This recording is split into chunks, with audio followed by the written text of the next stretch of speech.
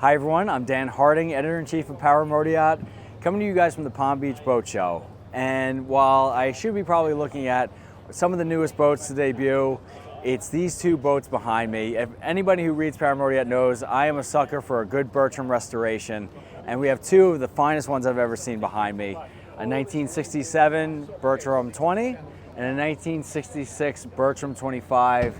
They've been, I would say, not even refit, reconstructed, but I would say rather reimagined by a company out of Stewart called Marine Customs Unlimited.